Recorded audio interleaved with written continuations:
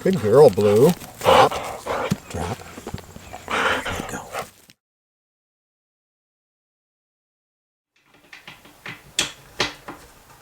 Oh man, these are the final screws. Alright. Okay. So, welcome back to the Woodland Reboot. The last time you saw me, I was actually using that tripod that you guys are sitting on to hold up this table. But look what I've done. I have installed these two fold-up legs.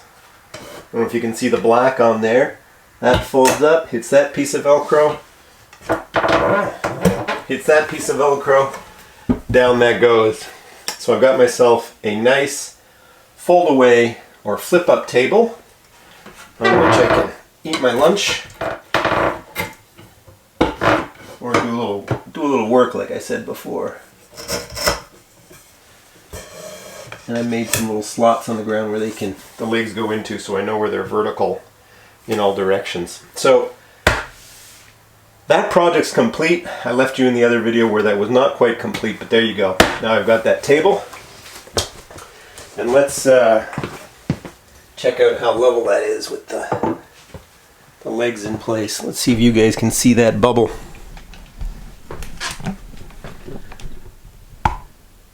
See it in there? That's pretty good.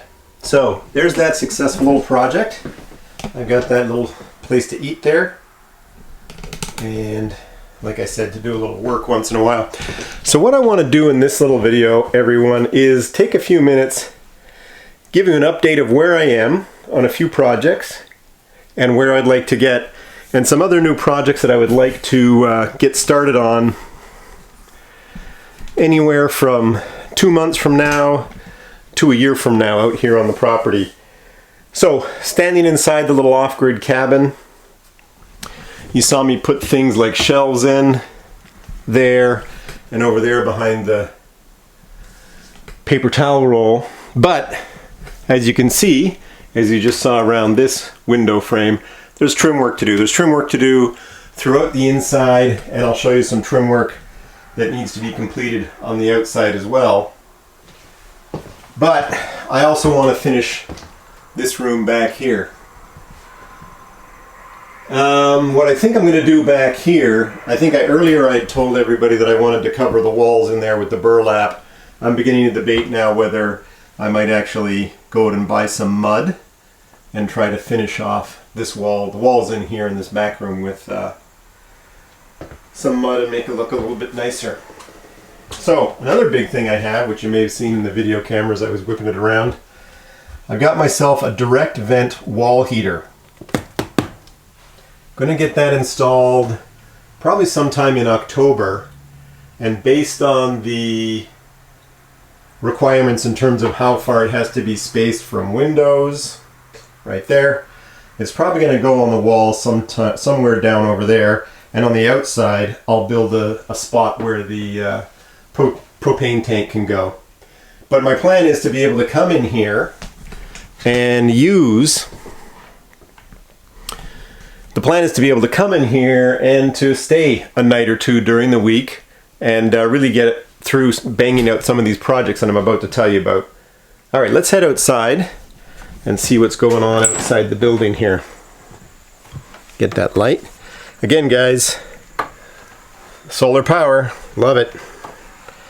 On the outside, guys, look, you can see right here on this door frame, a bit of work to do on this front wall. It's all tight, but a little bit unsightly in places, as you can see right there. I've just got to finish up that trim work. All right, let's head inside the red barn, and I'll give you an idea of the projects that I want to undertake in there. I've got one way in the back fields that I want to show you about as well. So in we go. Again, guys, boom, lots of light in here. Okay, so in terms of being inside the red barn, what's the best wall maybe to show you?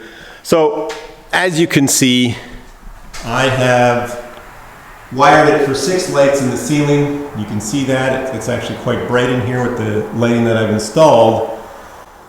But what I want to do now is complete the wiring in the building. So down that wall, down this long wall, and maybe one external outlet on the back wall and one external outlet on the front right of the building as you face it. I would like to put some outlets, as I just mentioned. Once I get that wiring in place, I would like to insulate the building. So I don't know how I'm going to do that. I might do it with rigid foam, or I might do it with spray-in, but again, I'm not sure yet. Perhaps the one that's the most economical is the rigid foam.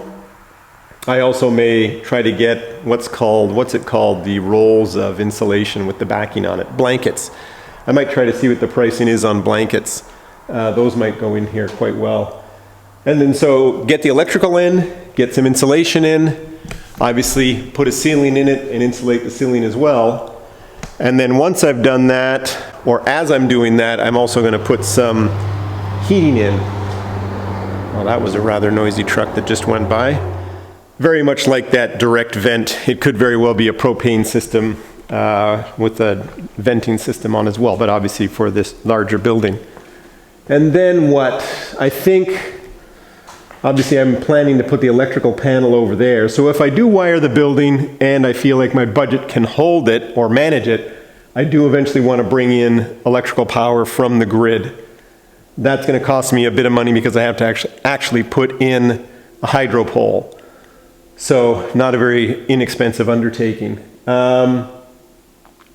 Along this wall, I'm not sure how far down, maybe 16, 24, maybe 24 feet and maybe 16 feet on this side. I'd like to actually put some wall paneling in, so some 3/4 inch plywood, which gives me a bit of a, like I say, a wall system where I can put some benches, put some electrical outlets, and set up some of my power tools in a more permanent basis, as opposed to having everything rolling around on my big work table there. And I don't mind the big work table, but I'd like to get a little bit more efficient, clean up these corners, store this wood away, etc. Again, clean up this area here to just make this a much more functional building, and one where I can undertake a whole host of projects all year round in the warm and the cold weather. So that's a big project, guys. It's one thing building an uninsulated shell like what I've got standing here right now, taking it to that next level where it's insulated, full electrical, and with heating. Well worth the investment. Just I've got to see if my budgets can manage that at this time. Okay, let's head out to the back acres and have a look at another project that I'm thinking about doing. Do you want to come out to the back acres with us? Come on. Let's go, Blue. Okay, Blue, you lead the way. Let's head onto those back fields. Off you go. Blue's excited because after I show you guys what I'm thinking of doing over the next year or two back here, she knows she's going to get a little fetch exercise. Okay, everybody, I'm here with Blue way out here in the back acres. So what I'd like to try to do is clear out a spot in this area back here where I would like to build, I guess you'd call it a tiny house of some kind, a permanent structure, not on wheels, something that is going to be maybe 12 feet by 30 feet long. You might get one, maybe 2 bedrooms in there and one larger common area along with 1 bathroom, obviously. Here's an initial idea I have concerning the type of small house, tiny house I'd like to build out here in the property in this area that I've just shown you. This drawing here is something I just pulled off the web, giving me a rough idea what I'm looking for. I don't know if you can see this here, it says 42 feet, so roughly the 12.8 meters, that's about 42 feet long. I don't want to go that long, but I do want to be about 12 feet wide, and this notion of having a kitchen, living room, obviously a bath area, and maybe 2 bedrooms is appealing, but perhaps not in this layout. So what I did quickly was just draw this out. So instead of having the beds at one end, you've got beds at either end, and the bathroom / living kitchen occupies the middle. And when you go back and look at this one here, it's a long, narrow house, and for whatever reason, they've got the orientation or the viewing out one of the narrow ends.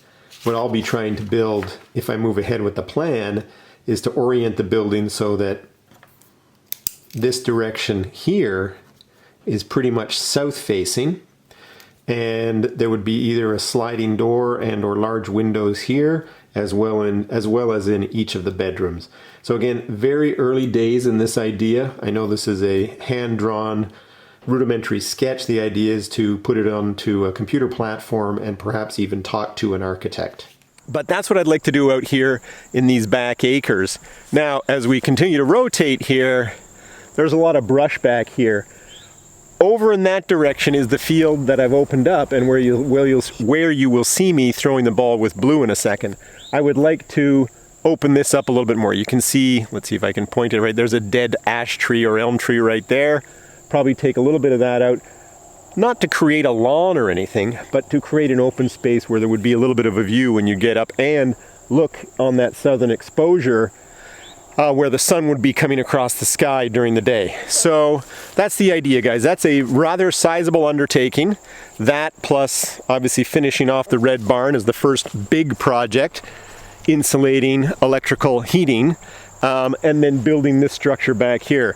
Quite frankly, guys, that entire exercise probably could take me anywhere from up to 3 years, to say the least.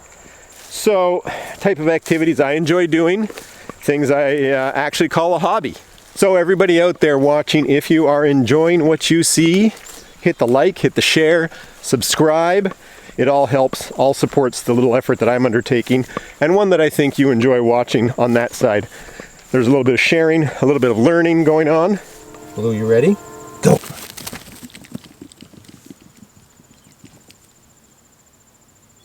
Come on, Blue. Right over here. Good girl. Go! I'm just going to throw this maybe 5 times for Blue. That's enough exercise in this steamy weather. Okay, drop. And go. Good girl, Blue. Drop. Drop. And go. Okay, I want to show you a couple other projects that I want to knock out in the coming months as well. This sizable 12 by 8 trailer. The floorboards are all rotten. I want to get those out, put in some new floorboards. I've already started milling up some 2x6s that are 12 feet long. Needs a little bit of work on some of the wheels, so I'd like to get that done and get that repaired and back in use. You can see the Roman siege tower there behind me. It's just to take it apart. I think I've got a couple more things that I need to do to the roof of the red barn, but once I get that done, I'll be able to take that apart and get that 6x8 trailer back in use. The trustworthy Ford 9N tractor, it's working extremely well right now. Unfortunately, I've sprung a leak in the hydraulics on the seal that's on the underside of the tractor. I need to take that apart. It's quite involved, definitely testing my mechanical abilities, even though the machine is built back in 1939. I'll show you guys that in some videos coming up. Okay everyone, that's the walkthrough update that I wanted to share with everyone from out here at the Reboot. Let's get those lights. Got quite a bit to do. Got an ambitious plan. But remember, like I said earlier, it means quite a bit to me if you subscribe, like, and share. And I hope to get back to you with another video within the next 7 days. Blue, you ready to go? Go!